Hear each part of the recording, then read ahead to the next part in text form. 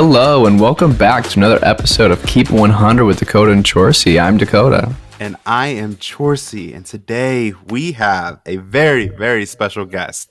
As a part of our The Buzzer Beat series, our game show series in which we conduct interviews, we have Mr. Ryan Chaffee. This is a person who has competed on multiple U.S. game shows, including some big names such as Jeopardy, 500 Questions, and he served as a mastermind on GSN's Masterminds. Ryan, thank you so much for taking the time to interview with us here today. My pleasure, Chorsie and Dakota. Thank you for having me. Oh, goodness. I have so many questions to begin with, but we'll start pretty basic. Tell us a little bit about who you are and how you became interested in the game show world. I'm from Minnesota, and I am a professional tutor. And that's not necessarily the best explanation for how I came to be involved in game shows. But I used to watch a lot of game shows growing up, and principally I watched Jeopardy every day after school with my dad, and that was sort of our for sure daily activity in addition to sports and everything else. But I loved Jeopardy and sort of loved playing it with my dad, and that was sort of a way to show off your knowledge. So that had meaning for me. So Jeopardy was kind of the way in for me, obviously, and I could say more about the early journeys there, but that was basically the big early show for me. Goodness. Jeopardy is such a staple when it comes to game shows, especially with the industry. Yeah. Jeopardy in itself is a legend. Talk to me a little bit about that experience of being able to meet with Alex Trebek, because you were on the show for multiple episodes because you were so successful. And what is that like to be in the presence of such a powerful presence in the game show industry? Yeah, it's interesting. That was my first experience on game shows, was Jeopardy. And it was sort of a long road because I initially tried out as a teen because they have a teen tournament, and they didn't have an audition. You can audition for game shows now over Zoom, so you could basically do it from anywhere in the world. But back then you had to do it in person, and you had to send in a little postcard and get picked to be an auditioner. So I sent in a postcard when I was a teenager and got picked, but had to go to Kansas City to do the audition from Minnesota. And my dad was like, okay, we'll drive to Kansas City. So my dad drove me to Kansas City to do the audition. I didn't make it. And he was like, that's fine. And then we drove back home to Minnesota. But at that point, that became my goal in life, was to get on Jeopardy. So I kept trying over the years and doing auditions and getting rejected until finally in 2009, I got the call to be on Jeopardy. And meeting Alex Trebek is a weird experience because you're meeting him on set. The first time you actually are encountering him is when he comes out after getting introduced by Johnny Gilbert. And there he is. And then It goes to commercial break, and he kind of wanders off and talks to the audience. And you're just kind of there, bewildered by the experience until then. After the end of the commercial break, Alex Trebek comes over and starts asking you questions. So it's kind of this crazy, you're meeting him in the way that everyone experiences Alex Trebek. It's not like you're hanging out with him backstage before. So it's weird.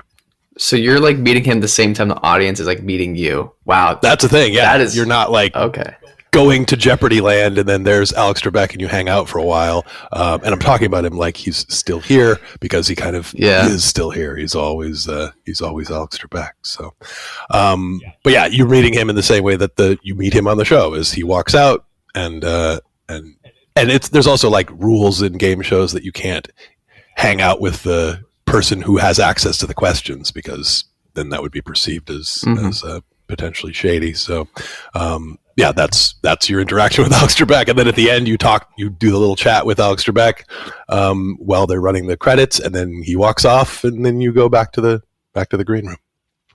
Oh my goodness. Okay, so what is what is it like to record an episode of a game show? I mean, you've done it multiple times, and I'm sure some game shows have longer processes than others. So, for Jeopardy, for example, what does a standard day of recording look like?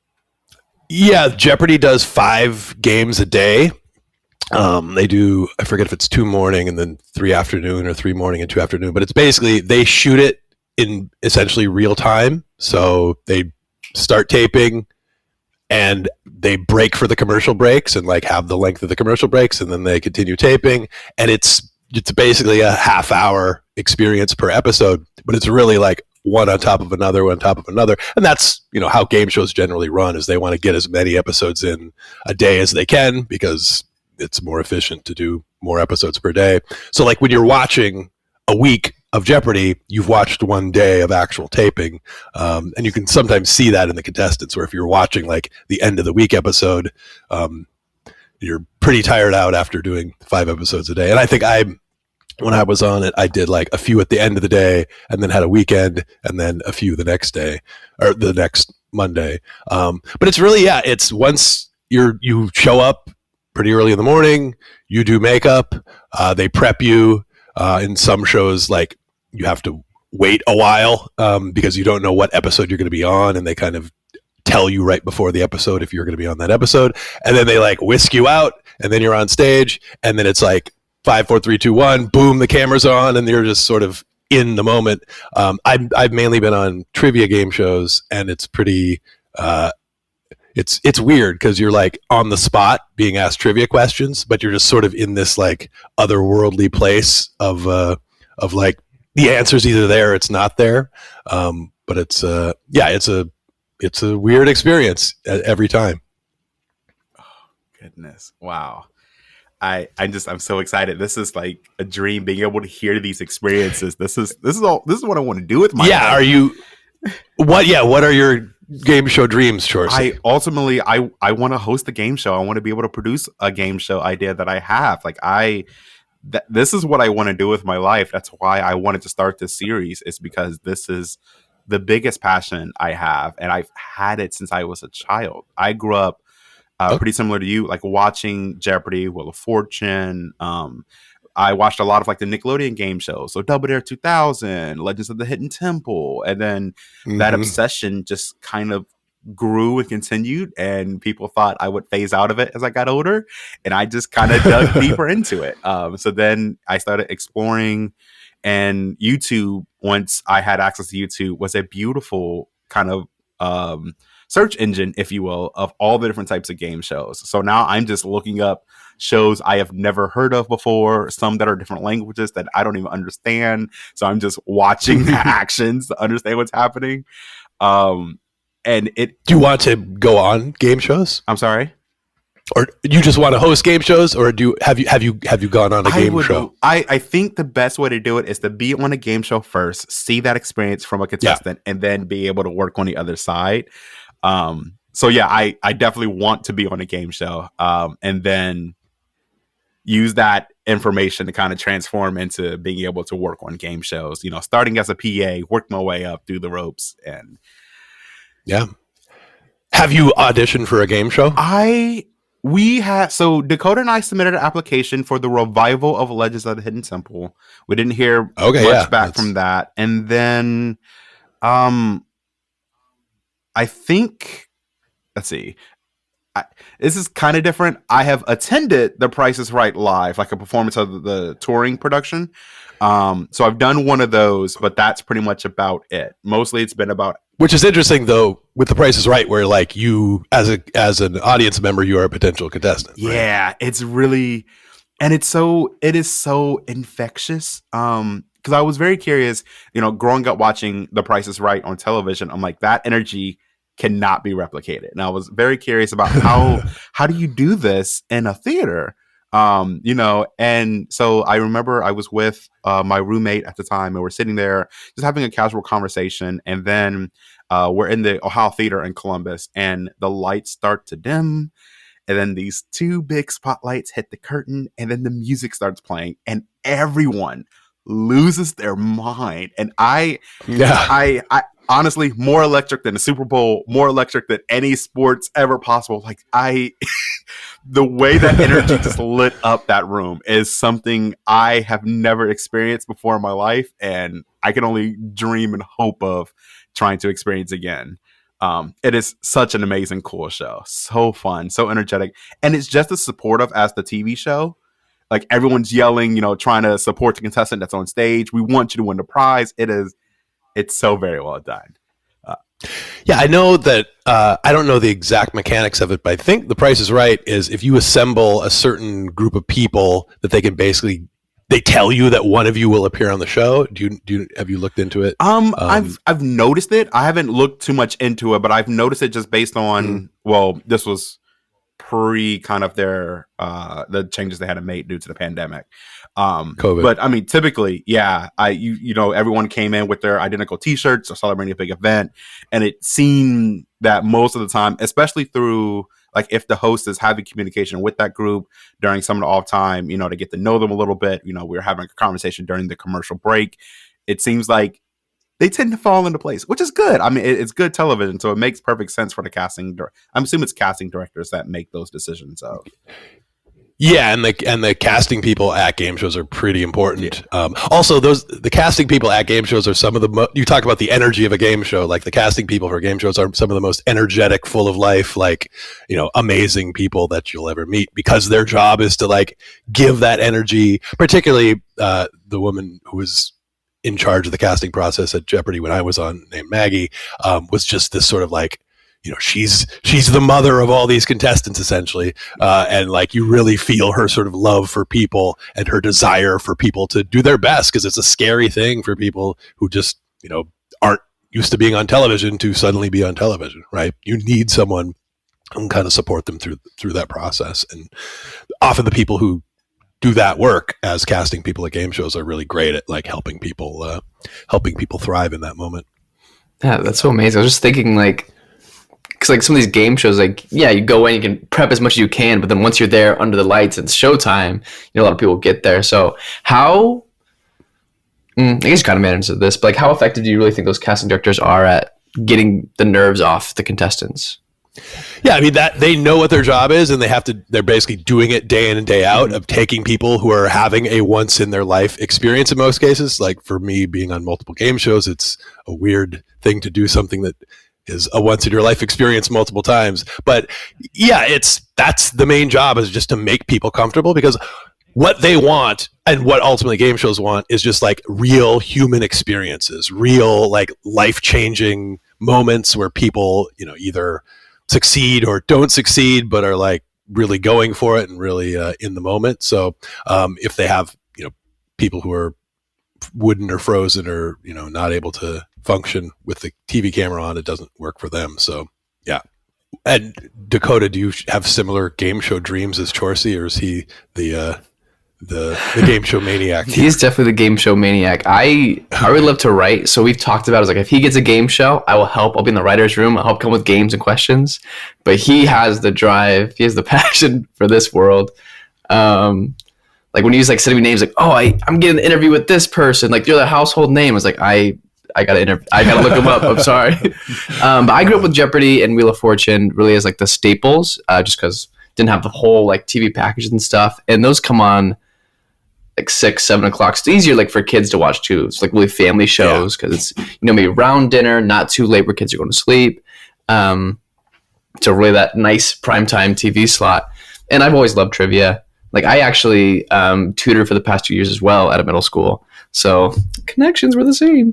Yeah. No, tutoring's the best trivia job, basically. Oh yeah, I was about to ask. I'll ask that later. But no, Chorsie's definitely the game show maniac. Like he said, he'll send me like, he's like, oh, this game show that was on 1995 and ran for like 3 weeks. Look at this, do you see that set piece in the back corner? I'm like, okay. And he's laughing because he knows it's true. Yeah.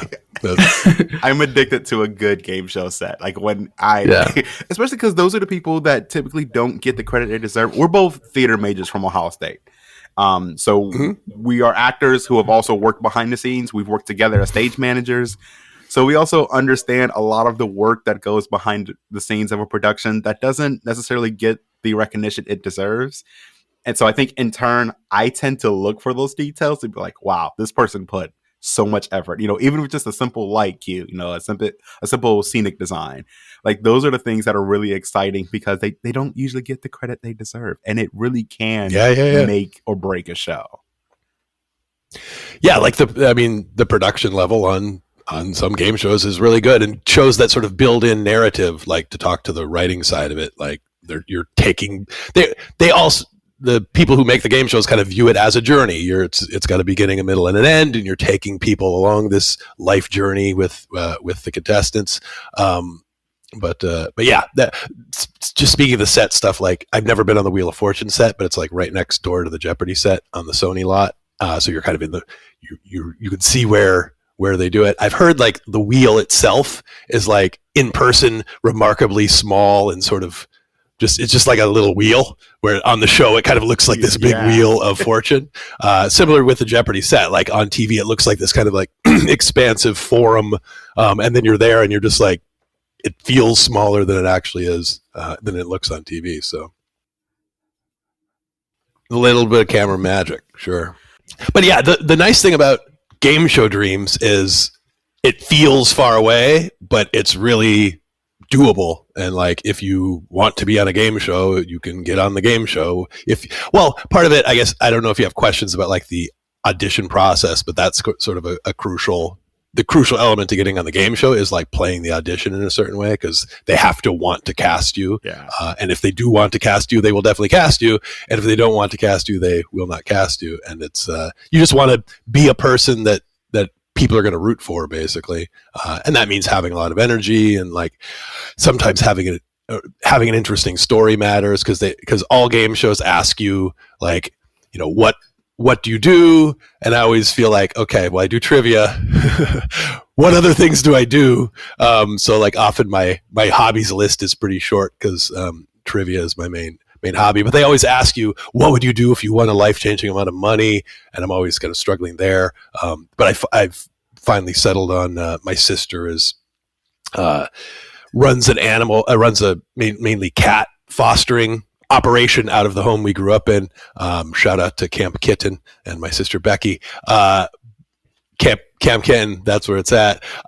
And so I share game show winnings with my sister for her cat rescue. But you want to have some sort of story, like it's something that I actually do and care about, but it's also works well as a game show story for what I would do with money if I won it, which is something you have to plan ahead to tell them. Interesting. I mean, tips. You read my mind, because that was definitely the next part, and I was telling Dakota this before we recorded, is that you have mastered the art of being cast in multiple game shows, and like you said, that's kind of a phenomenon because not many people get to do it multiple times.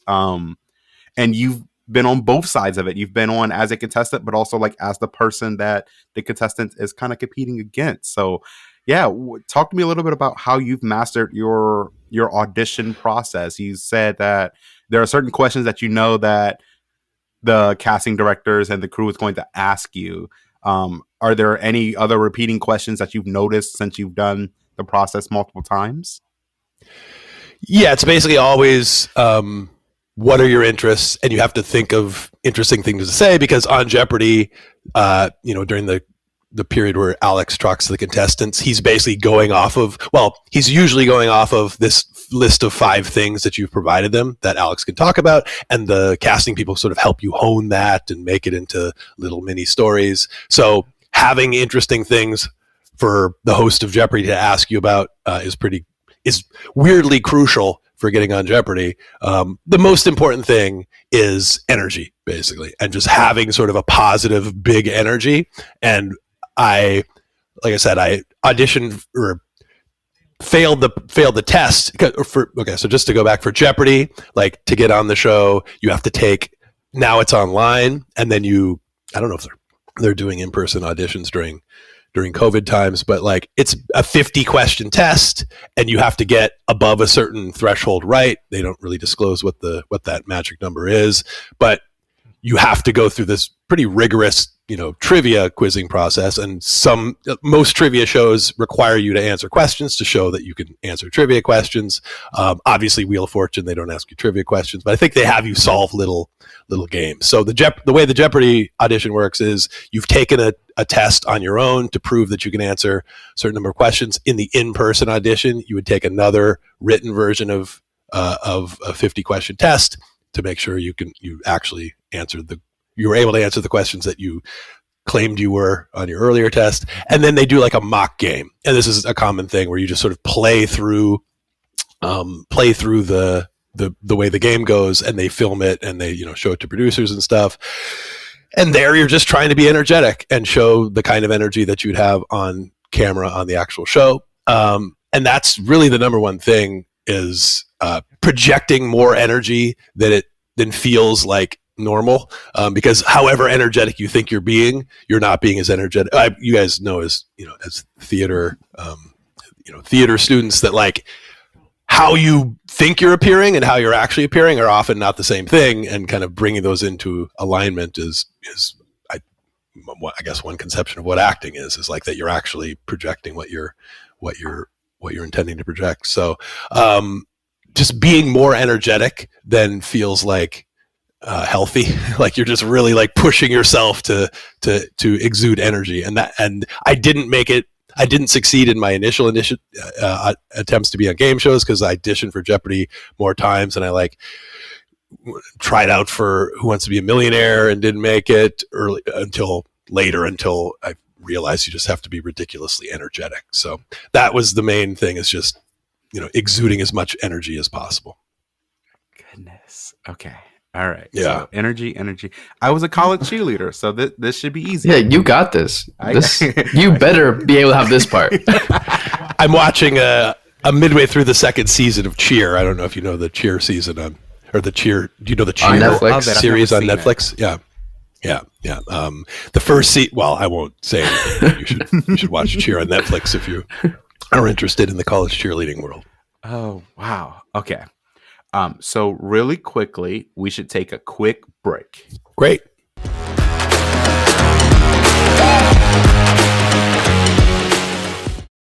What's going on, y'all? As you've heard Chorsie and I talk about, our podcast is hosted by Anchor by Spotify. If you haven't heard about it, it's the easiest way to make a podcast. It has tools that allow you to record and edit your podcast right from your computer or even your phone. You can distribute your podcast to all the listening platforms like Spotify, obviously, Apple Podcast, and so much more. It is really everything you need in one place. And, best of all, it's totally free. If you've been looking for that one sign to start a podcast, this is it. Download the Anchor app or go to anchor.fm to get started. All right, we're back. So, we've talked a lot about your Jeopardy experience, but there's a couple other shows and a couple other clips that I've seen on YouTube that I also want to discuss with you. So the first one is a show that I had never heard of until I started doing my research.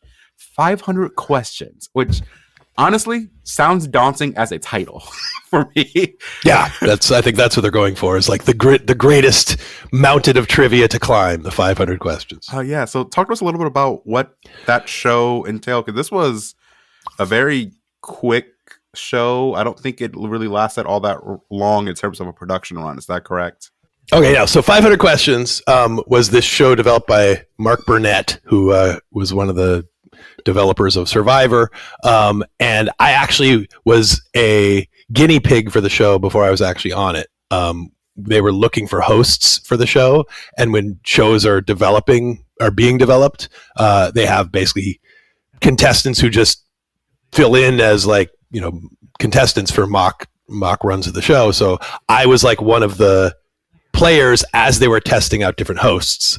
And so it was, part of the development of that show in that respect. And then they did a first season of the show. And I think it would have been weird to have me on it, because I was again, one of the guinea pigs for developing the show. But then once they did a second season of the show, they had me on it. And the basic premise was there are 500 questions, and they bring up one contestant at a time who's like the main contestant, just starts picking questions off of a board and answering them. And every time the question he or she gets one right, you get, I don't remember, it was like $1,000 or whatever, 2,000 or something, and is building like a bank. And then there's another contestant who's trying to knock that contestant off, and they occasionally have these back and forth battles between the contestants on like list questions, like name. I think one was like, Britney Spears top 10 songs or something, back and forth. And so if the person who's in the main spot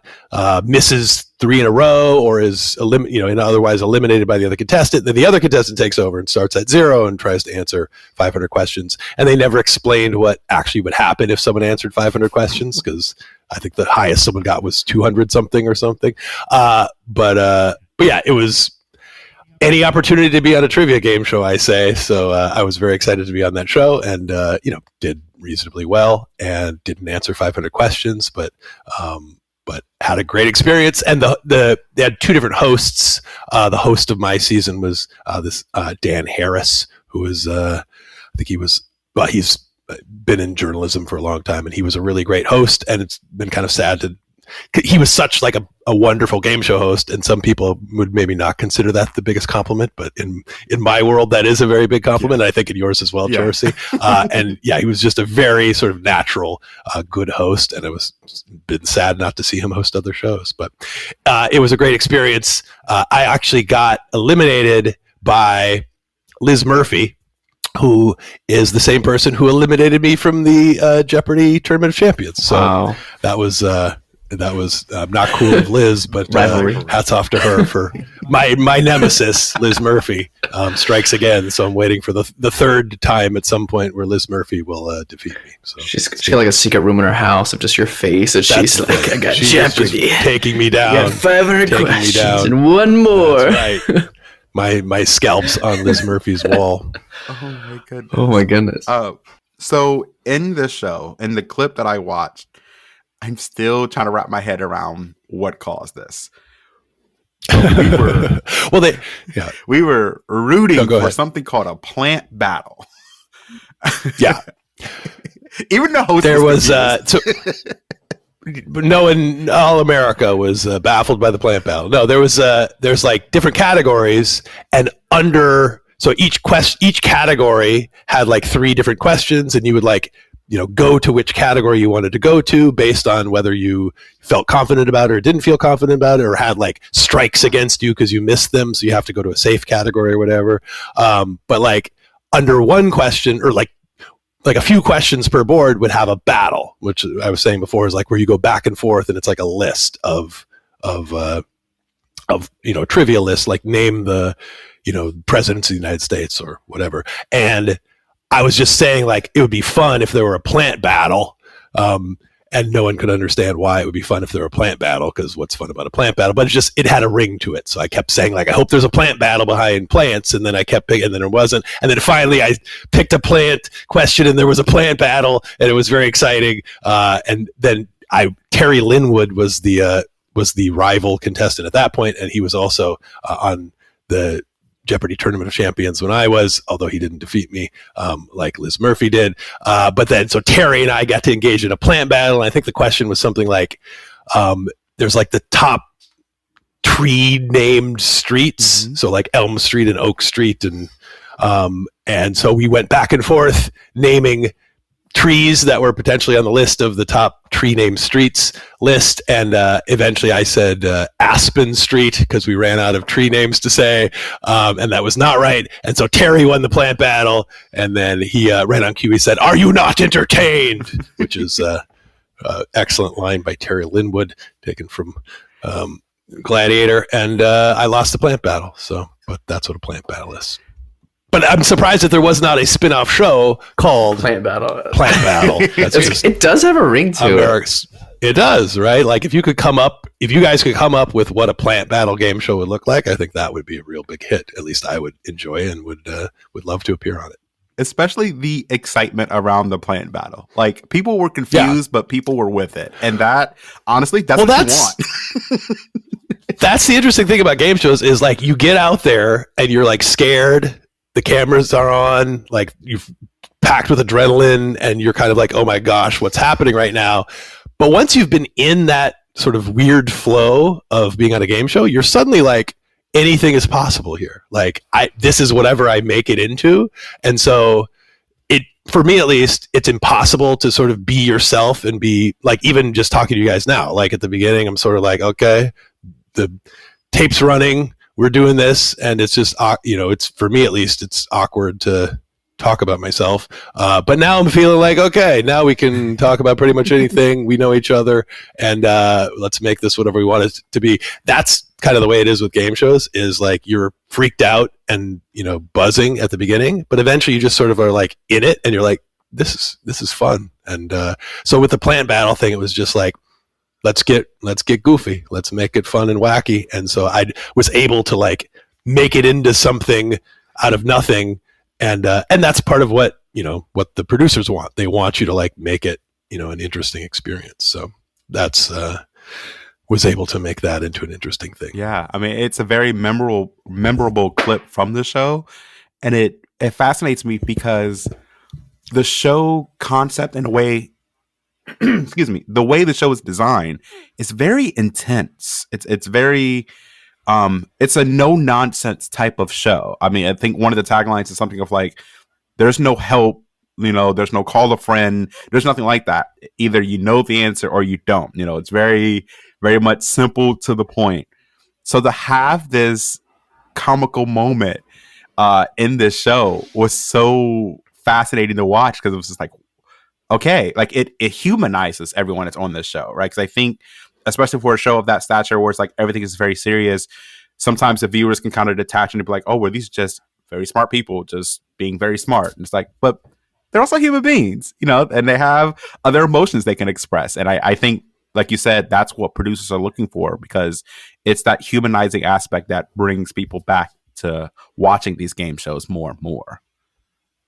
Yeah, I think you're totally right, Chorsie, that also having a show be sort of serious and about intellectual or mental accomplishment works well with moments of levity and like wackiness, and they want the total human experience of serious and intense, but also funny and light. And the contrast is what they're going for.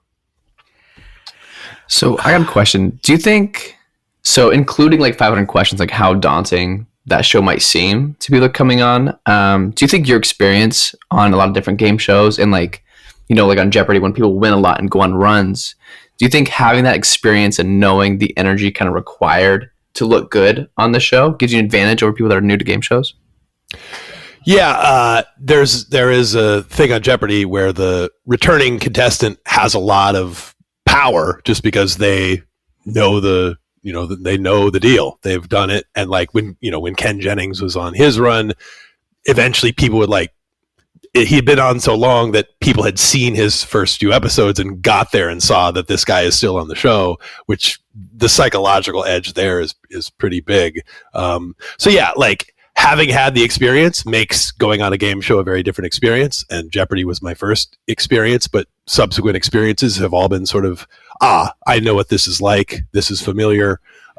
Whereas someone who hasn't done it before is going to be more intimidated and not able to find it, possibly not able to find the groove, which is a big part of it, is just like being in a groove and being comfortable.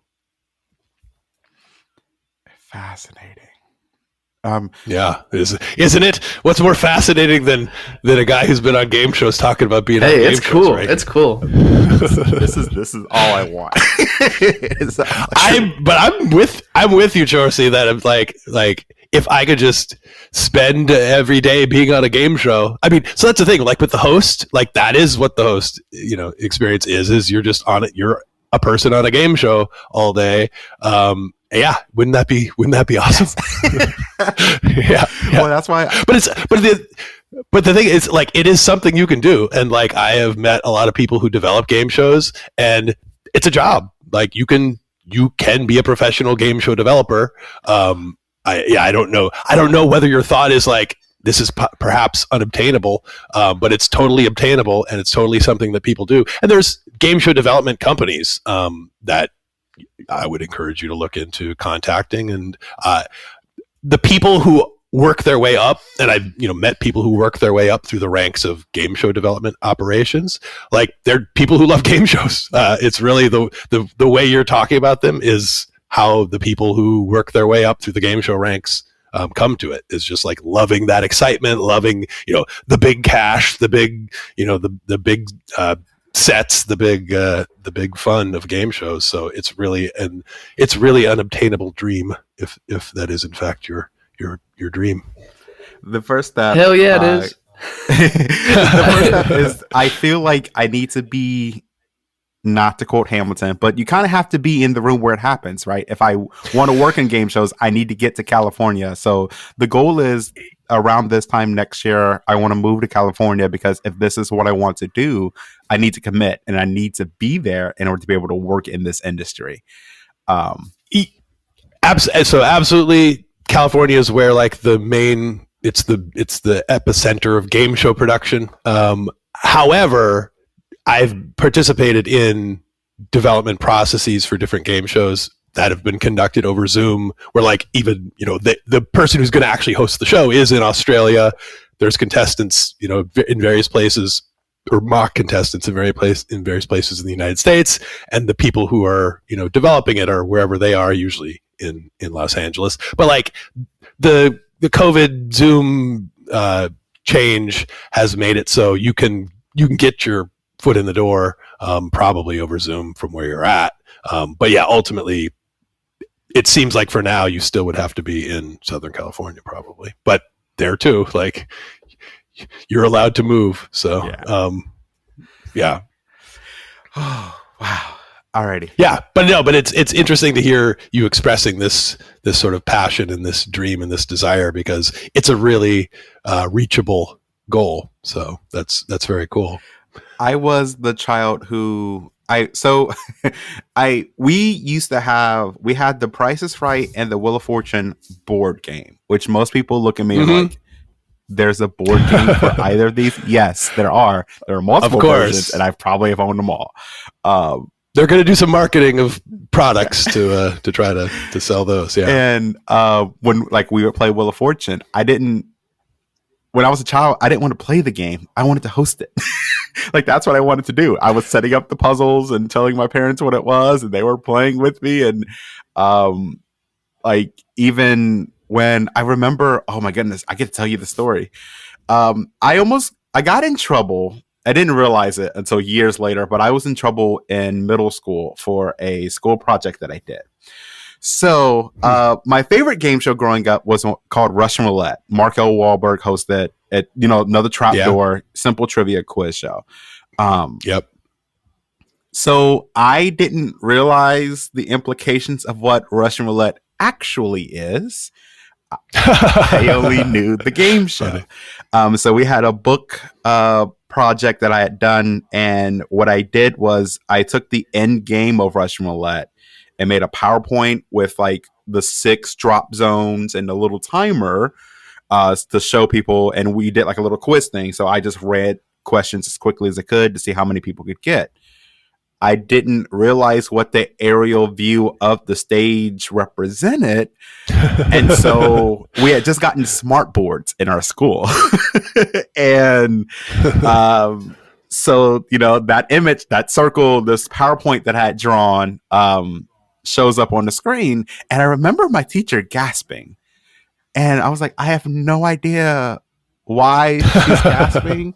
And to be fair, no one else in the classroom understood, because I'd even shown the drop montage of the show before we actually played the game. So I shown like the YouTube clip, like people dropping to the floor and like some of the best drops, all that fun stuff. But it took until years later when I realized what I had done and why my teacher had gasped the way she did. Yes. And while it is pretty on brand with something I would do, I do feel some slight guilt about scaring my English teacher like that. That's good.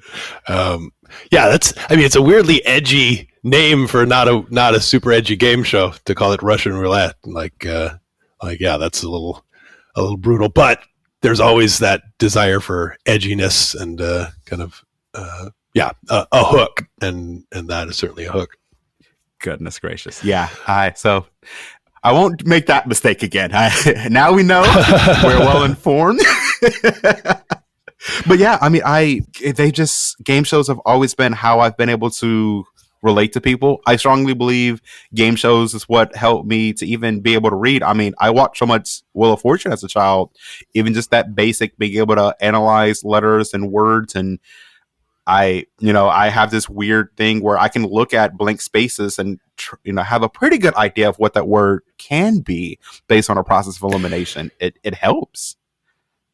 Yeah, that's something that I'm not great at like word puzzles, but within I'm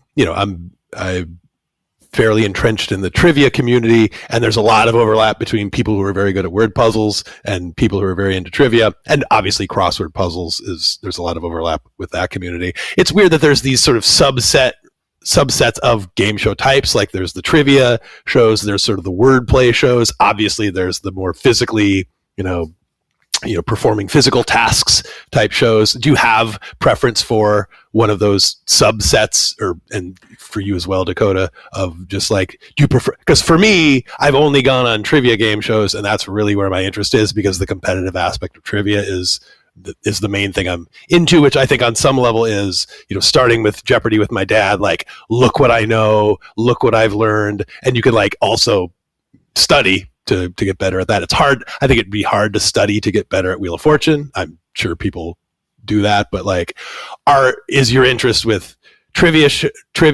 wordplay, physical shows? Like, what's your special interest?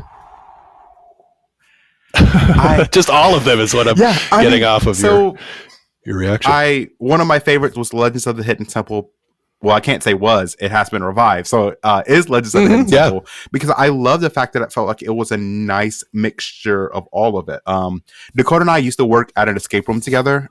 So we've done plenty of escape rooms. And it's a nice balance of those physical and mental kind of challenges that are blended well together. Growing up, I loved a show called Dog Eat Dog. Double Dare. I thought you were going to go Double Dare. I love Double Dare too.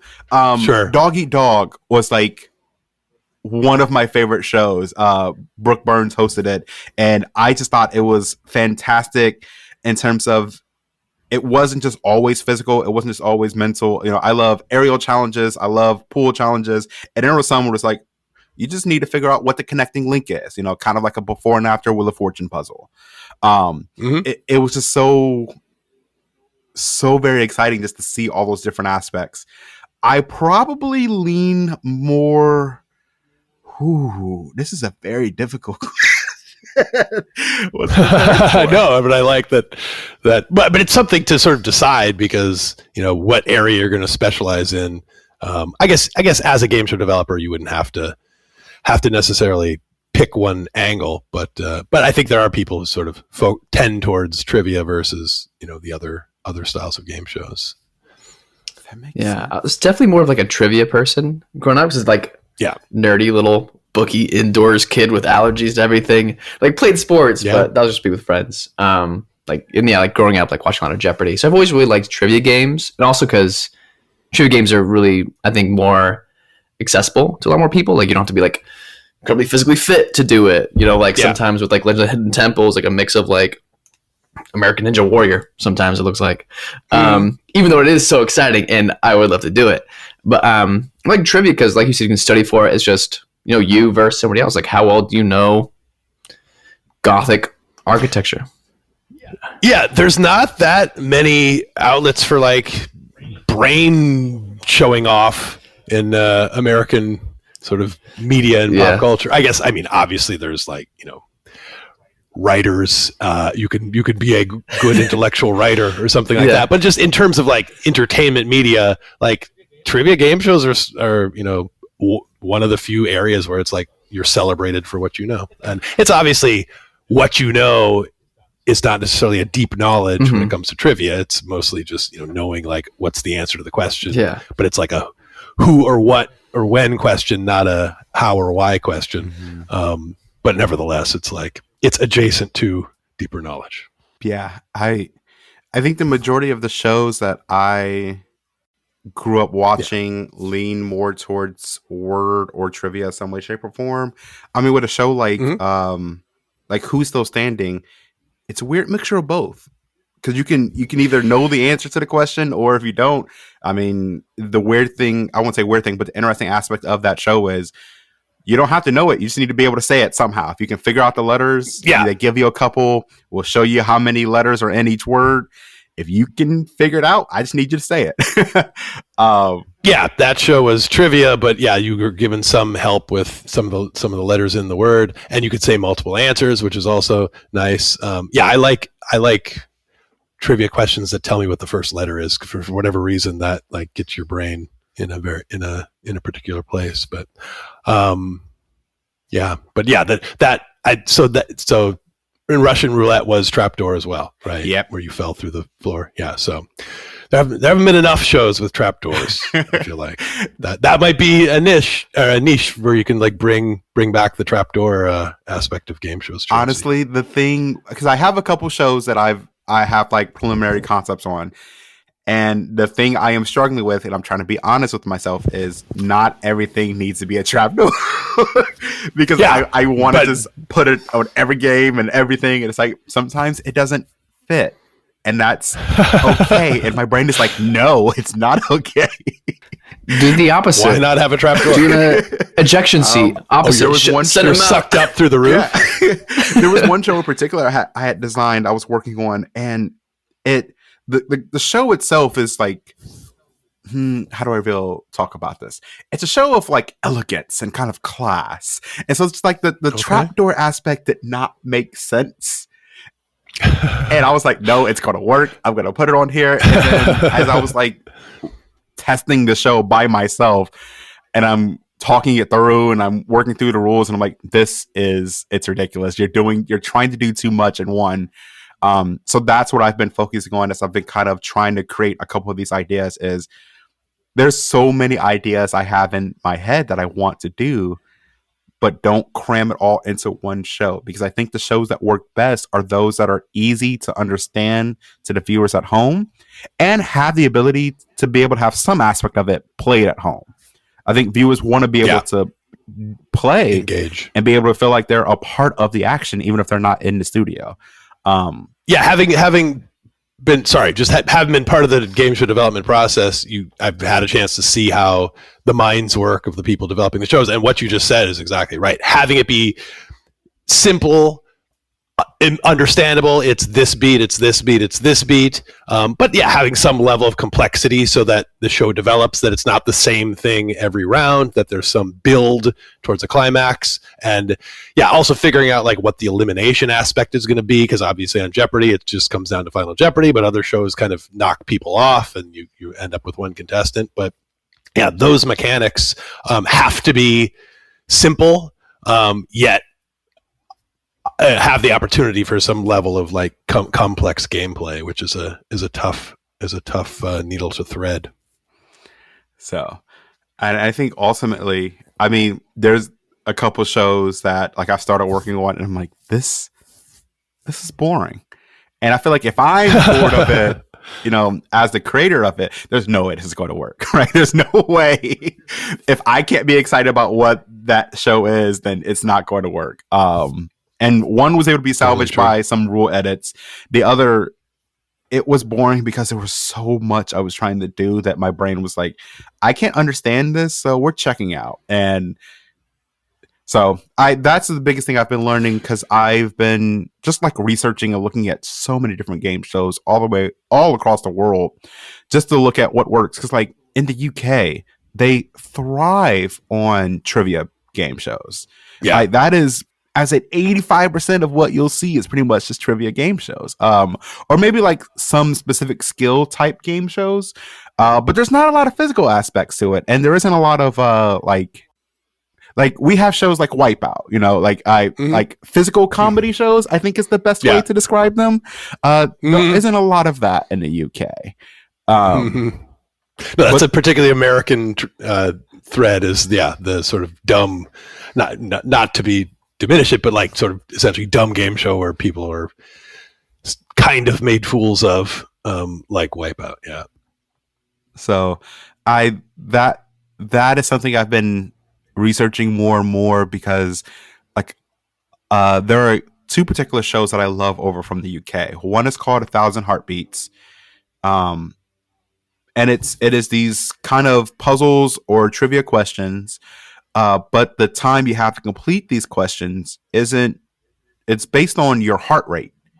So you're attached to a heart monitor, and then it's literally 1,000 of your own heartbeats. And what they do is they have this string quartet. And so your heartbeat becomes the BPM for the music. Oh, that's amazing. And so it's an interesting psychological aspect because as you start to get nervous, the music starts playing quicker, which raises your heartbeat. Hook. So it's like you get trapped. That is really cool. I've never heard of that show, but that's an amazing angle. Yeah, it is sort of playing your biology out for the audience, and then the biofeedback element of that, of where you're responding to your own body's changes.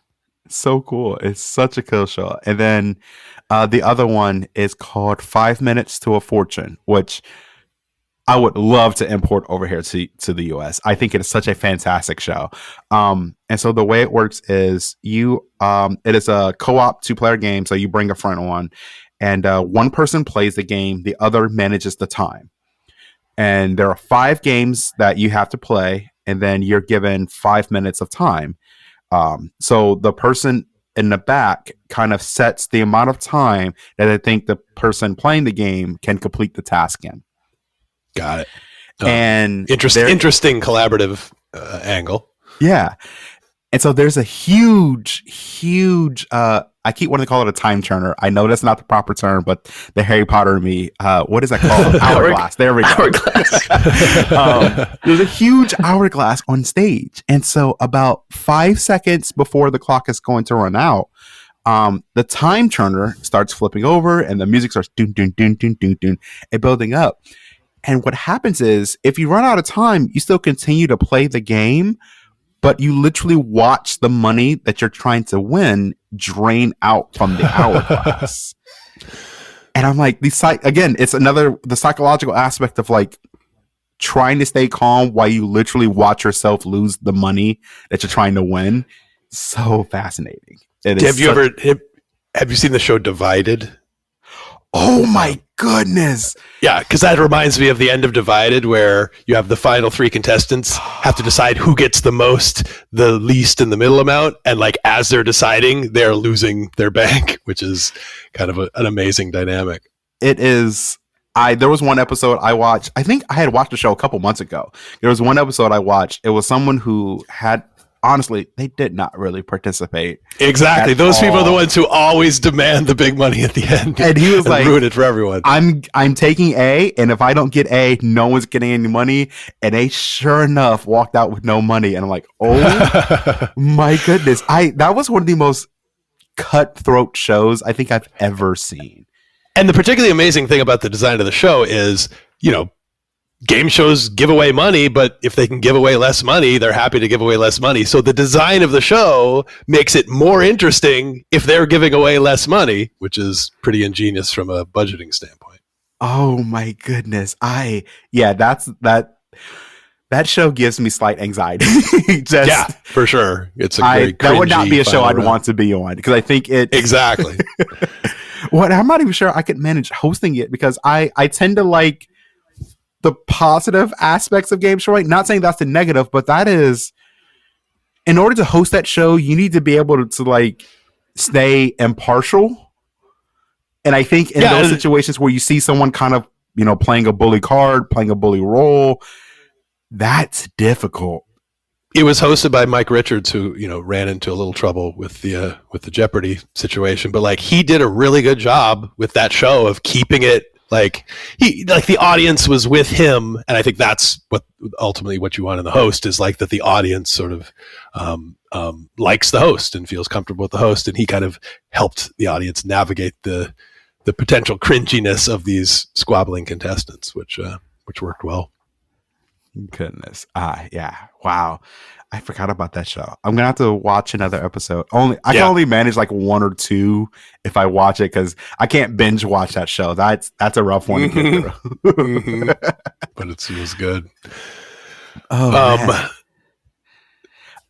so my next question kind of goes towards another show we haven't talked a whole lot about, but so you were one of the masterminds for. Now, correct me if I'm getting this correct. Were you on the Best Trivia? So there was a show on Game Show Network called Best Ever Trivia Show that then sort of morphed into a slightly different version that became Masterminds. And I was part of, I was involved in GSN developing that show, which ultimately they were able to get Ken Jennings to be sort of the marquee mastermind for both of those shows. But yeah, so there was one version of the show called Best Ever Trivia Show, hosted by Sherry Shepard, and it was basically contestants against sort of like trivia experts, and I was one of the trivia experts that would end up with like a showdown between the top contestant and the top trivia expert, and then they just sort of tweaked it a little bit, redesigned it, and made it into this show Masterminds with Brooke Burns. And again, I was one of the quote unquote masterminds or trivia experts, and it would be the contestants are competing amongst themselves, the trivia experts are competing against themselves, and at the end, the top contestant competes head to head against the top trivia expert. So, and it was very honored to be, asked to participate in that, and was living my dream while taping the show, because like that for you, the pinnacle, it sounds like, is being the host of a show. For me, the pinnacle is getting to answer trivia questions on the regular on a game show. And so that was, I have lived my dream, and it was as glorious as I dreamed it would be. And the only thing is that it being on a trivia team with Ken Jennings means you're, whatever being the Michael Jordan replacement is, being on a Michael Jordan team, or being LeBron's understudy on the LeBron team, is like, you're there, and the master is playing, and you're just happy to get a shot every now and then. That's still like so exciting to be like recognized among the greats and like for your life's work. Like you said, having Ken Jennings, having Brooke Burns, this is a battle of like these ultimate kind of big names, if you will, in the game show industry. And I've always had a soft spot for Brooke. I have always loved Brooke since, like I said, I grew up watching Dog Eat Dog, then seeing her work on GSN's The Chase with the Beast. How good was she on that show too, for the pacing of that show? Like, she was amazing. Yeah. And on Mastermind, she's amazing as well, and is super nice, which is always what you hope, is that someone who is that amazing is also a good person, and she totally is. My father still watches The Chase to this day, and he'll send me screenshots, and this has been happening since I was in school. He'll send me screenshots, and he's like, look what I'm watching, and it'll be like Brooke or the Beast on, and I'm like, Dad, I wish I could right now. I really do, but I'm in chemistry class right now, or I'm at work. This is not, I can't do this. I'm sorry. I wish I could. She was just really impressive, because that show is as fast paced as trivia shows get, and to be able to handle that sort of timing and pressure, she really did a great job. Wow. And so I actually have a this is coincidental, but have an audition for The Chase in the a preliminary audition for The Chase in 3 hours. Oh, wow. It's not like I'm breaking news. I'm doing a Chase audition. It's not like I do game show auditions every day, but it just so happened to coincide with today. So maybe this is good luck. This is keep it 100 with Dakota and Chorsie exclusive. Okay. Exactly. Yeah. This is the breaking news. Tune in. But yeah, so hopefully it's like a preliminary kind of can you answer questions and be semi-personable type of call, but then from there you're like in the process of in the pipeline. I guess one of the final questions I have for you is where, I mean, I've done my fair amount of research, but where is like a central location to find game show like contestant casting audition notices? That's a good, yeah. I mean, Facebook is often a place where casting people, like if you can friend casting people on Facebook, and then like when they're casting a show, they'll sort of send a thing out saying this. That's a very good question. I should have a better answer for you than that. I'm on like an email list, or like just like an email list for like different game show casting people. So occasionally I'll like get an email for like a trivia show. I should have a better answer to that question, Chorsie. I'm sorry that I don't. Because it's always just sort of been like the way it happens is it kind of randomly. I bet if you Google game show casting, you'll find a lot of stuff. Sorry that that's such a terrible answer to your question, but yeah, it's weird. It's just I'm sort of just like in this like, you know, network of like, you know, trivia and game show people. So like I kind of like end up hearing about different opportunities as they come. But like shows like, I mean, I don't think they're doing anything right now, but Who Wants to Be a Millionaire? Like you go to the website and they say we are now casting. So like the big shows, you would go to their website, but as far as like new currently being developed shows, yeah, you would have to in some way interact with casting people for those shows. But there is like, let me just sorry to be Googling during the recording here, but like, yeah, if you do like game show casting for the networks, you can see, well, there's a Twitter called Game Show Casting. I bet that would be a good way to go.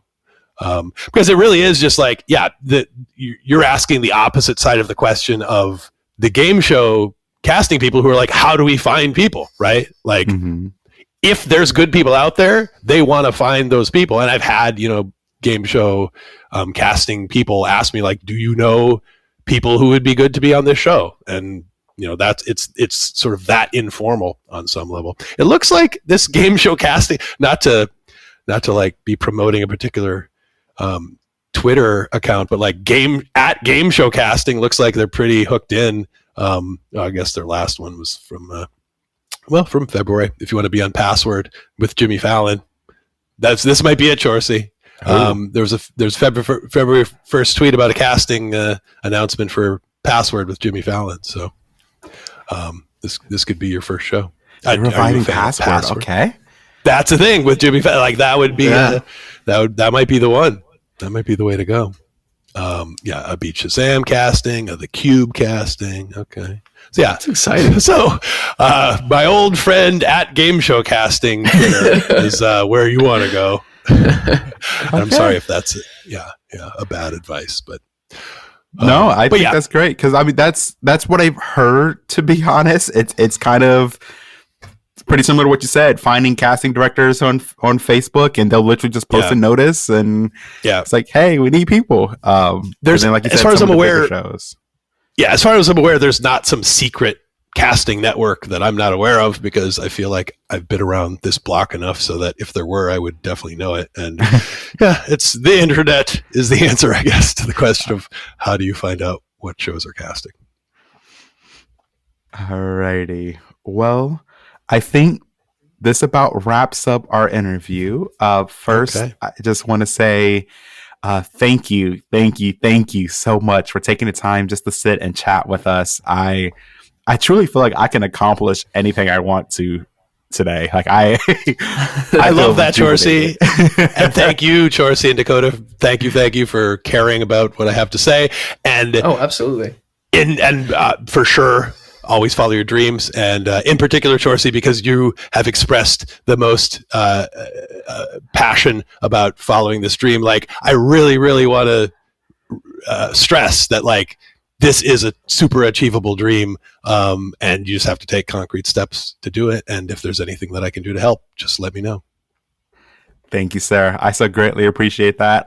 We will definitely stay in contact as I explore and figure out, and I will let you know once I get my first audition. I am Awesome. so excited. Fingers crossed. Anything you would like to promote before we close things out? Nope. Just stay safe. Always be learning. And make sure that you know all the presidents and vice presidents, because that comes up a lot. Also capitals. Make sure you know capitals, world capitals, state capitals for sure, and then do world capitals. And the first man in space was Yuri Gagarin, and the first woman in space was Valentina Tereshkova. That comes up a lot, so make sure you know that. Fascinating that those are. Okay. I mean, it makes sense, but fascinating that those specific tidbits are so common. That's always It makes sense. My test, if someone is ready for Jeopardy, is like, do you know who the first woman in space was? Because like, to me, it's a thing that comes up, and like, if you know that, you're ready, and if you don't know that, you might want to keep studying a little bit longer. Yeah, it's like still kind of like a surface level fact, but that, like most of that some people don't know, but like trivia questions will be on. Yeah. What's the other thing I know about Valentina Tereshkova? Nothing. So that's She's been to trivia space in a nutshell. Yeah, Okay. makes sense. Yeah. Okay. Alrighty, Thank you sir. so much, you guys. Yeah, thank you. Thank you so much. And thank you, folks, for listening to another episode of The Buzzer Beat as a part of Keep It 100 with Dakota and Chorsie. If you like what you heard, you can always stay updated on our website, KI100Pod.com. We release new episodes every Monday. So you can always find us on Spotify, Apple Podcasts, things like that. You can also follow us on social media, on Twitter and Instagram at keepit100_pod. Thanks so much, everyone. Cue music. Thanks so much for listening to another episode of Keep It 100 with Dakota and Chorsie. We want to welcome to the Keep It 100 family our amazing executive producer, Zachary J. Bailey, and our talented audio editor, Evdoxia Ragu. We would also like to thank our dear friend Isri Vijay Sundara for all of her support on our show. And remember to keep it nasty and keep it 100.